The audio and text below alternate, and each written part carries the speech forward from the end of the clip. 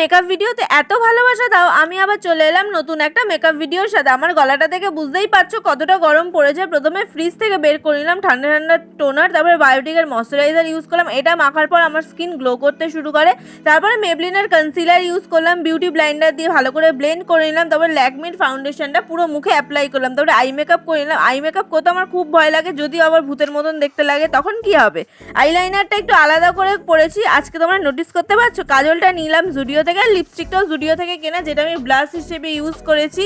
আর ব্লাশটা খুব সুন্দরভাবে অ্যাপ্লাই করেছি। আজকে দুটো লিপস্টিক ইউজ করেছি আমি, একটা দিয়ে লিপ লাইনার পরে নিলাম, একটা লিপস্টিকের মতন করে পরেছি। তারপরে পাউডার দিয়ে সেট করে নিলাম, তারপরে একটু পাউডারটা ঝেড়ে নিলাম, এতে আরও সুন্দর দেখতে লাগে। তারপরে হাইলাইটার ইউজ করলাম। আমার এটা আই মেকআপের মানে যেখানে আই মেকআপ প্যালেট থাকে সেখানেই হাইলাইটারটা ছিল। তারপর আমি তোমাদের সামনে বসে গেলাম একটু নাটক করতে।